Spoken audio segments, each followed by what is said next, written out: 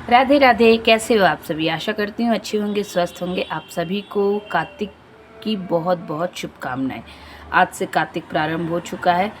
Hope आप लोगों की भी पूजा पाठ सब संपन्न हो गया होगा। आप लोग मतलब आज की जो ये वीडियो होने वाली है, ये पूरी तरीके से विशेषता तुलसी पूजन पे ही निर्धारित होने वाली है। तो सबसे पहले जो प्रश्न पूछा जा रहा है कि क्या घर में एक ही तुलसी होनी चाहिए? तो देखिए, पहले आप मेरी ही तुलसी के दर्शन कर लीजिए। क्या एक ही है? मतलब यहाँ से आप देख सकते हैं, यहाँ लगातार तुलसी ही तुलसी है। तो ऐसा कुछ नहीं है कि आपको घर में एक ही तुलसी रखनी है। हाँ, एक नियम ज़रूर पालन करना चाहिए कि जिस तुलसी की आप पूजा करते हैं, उस तुलसी जी के पत्ते आप नहीं तोड़ेंगे, क्योंकि वो जिस तुलसी जी की आप पूजा अर्चना वंदना करते हैं, उनके समक्ष मतलब होता है ना, बहुत से लोग की बच्चे घर में छोटे बच्चे हैं तो उनके लिए उन्हें खांसी हो गई या किसी औषधि गुण, क्योंकि जो हमारी तुलसा जी हैं, जो हमारी तुलसी महारानी है, ये औषधीय गुण से भी भरपूर है। तो इसका भी उपयोग हमें करना ही चाहिए। आयुर्वेद की दृष्टि से तो ये भी निर्धारित है। लेकिन अगर आपकी एक तुलसा, आपके घर में बहुत तुलसा जी है, तो आप एक तुलसी जी को, जिनकी आप पूजा अर्चना वंदना करते हैं, जैसे मेरी जो मैं रोज़ जिनकी पूजा अर्चना, देखिए पूजनीय तो हर तुलसी है, लेकिन एक तुलसी जिसके समक्ष आप दिया डेली प्रज्वलित कर सकते हैं, जिसकी सेवा आप साल भर करते हैं, वो ज़रूर करना चाहिए। और वैसे भी जिस घर में कहा जाता है कि तुलसा जी हरी भरी रहें, एकदम हरी भरी रहें, उस घर में धन संपदा की कभी भी कमी नहीं आती। तो इसीलिए हमें तुलसा जी अपने घर में ज़रूर लगानी चाहिए। और एक और प्रश्न था कि दीदी, मैं जब भी तुलसी जी अपने घर में लगाती हूँ तो मेरे घर की तुलसी सूख जाती है। तो देखिए, जो हमारी तुलसी माता है ना, ये बहुत ही पवित्र पौधा होता है, ठीक है। और जब घर में बहुत ज़्यादा नकारात्मकता रहे, तो जो घर की नकारात्मकता का प्रभाव रहता है, वो तुलसा जी पे तुरंत आ जाता है। और ऐसा भी होता है कि जैसे घर पे कोई संकट और आने वाला हो, मान लीजिए आपके घर में हमेशा तुलसा जी बहुत हरी भरी रहती है, अकस्मात तुलसा जी सूख गई या फिर अचानक ही वो पूरा, मतलब कभी कभी होता है ना, पूरे ही पत्ते ड्राई हो गए। ऐसा इसीलिए होता है क्योंकि तुलसा जी उस घर के, क्योंकि आप तुलसा जी की नियमित सेवा में है, आप तुलसा महारानी को नियमित जब उनका पूजा करती हैं, तो तुलसा महारानी आपके ऊपर कृपा बरसाती हैं। और घर पे कोई भी जो भी आधा बाधा आने वाली होती है, जो भी नकारात्मकता आने वाली होती है, वो तुलसा जी महारानी अपने ऊपर ले लेती हैं। इसीलिए वो तुलसी सूख जाती है। अगर ऐसा आपके साथ भी हो, तो वो आपको क्या करना है कि तुरंत नई तुलसी ला करके आपको लगाना है, फिर उनको पूजा अर्चना वंदना करके आपको फिर रेगुलर करना है। और जिसका प्रश्न था कि सूख जाती है, तो देखिए, जितनी बार सूख रही है आप उतनी बार नई तुलसी लगाइए, क्योंकि जितना तुलसा जी आपके घर में आ रही हैं और बार बार सूख रही हैं, वो उतनी ही तेज़ी से आपके घर की नकारात्मकता को हर रही हैं।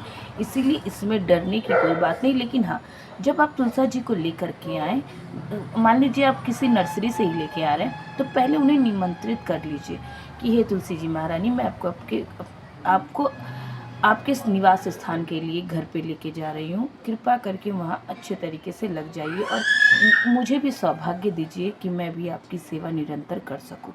ऐसी आपको तुलसी जी महारानी से विनती करनी है, ऐसी आपको उनसे प्रार्थना करनी है। यकीन मानिए, आप ऐसा करेंगे तो तुलसी जी महारानी बहुत खुश होंगी। और जब लगातार 2 बार, 4 बार, 5 बार, जितनी बार आपकी सूख जाए उतनी बार आप लाके लगाइए। देखिएगा आपके घर से नकारात्मकता जड़ से समाप्त हो जाएगी और आपके घर में तुलसी जी लगना स्टार्ट हो जाएंगे। तो ये एक कार्य हो गया। अब दूसरा प्रश्न कि कार्तिक में विशेषता तुलसी जी की क्या पूजा करें? तो देखिए, विशेषता तो बहुत से, जैसे मेरा ये छोटा सा जो जगह है, बहुत से लोग तो कार्तिक महीने में, जब कार्तिक शुरू होने वाला होता है ना, तभी कार्तिक तुलसा जी महारानी, शमी पत्र और साथ में आंवले का, क्योंकि ये तीनों ही वृक्ष, ये तीनों ही पौधों का कार्तिक माह में बहुत ही विशेष पूजा अर्चना वंदना किया जाता है। हालांकि मेरे घर में आपको शमी भी दिखेगा, रुकिए दिखाती हूँ। देखिए, ये शमी भी है, ठीक है। ये यहाँ बेल पत्र है जिसमें भोलेनाथ जी विराजित रहते हैं। यहाँ आपको ये शमी पत्र भी है और यहाँ आंवला भी है। देखिए, आंवला भी है ना। तो देखा आपने, यहाँ शमी पत्र भी आपको दिखा, आपको आंवला भी दिखा। मैं नियमित इनकी भी पूजा अर्चना वंदना करती हूँ, लेकिन एक जो बोल सकते हैं आप जो तैयारी करके एक साथ जो एक चौकी लगाना, वो अभी नहीं कर पाती हूँ क्योंकि बच्चे भी छोटे हैं। और सबसे बड़ी बात, पूजा करते समय शुद्धता का ध्यान रखा जाता है। बच्चे जब छोटे हैं तो वो किसी तरीके से आके, मैं ये नहीं कहूँगी कि घर में स्थान की कमी है, नहीं, प्रभु का दिया बहुत कुछ है, प्रभु का दिया पर्याप्त स्थान भी है जहाँ मैं आराम से लगा सकती हूँ।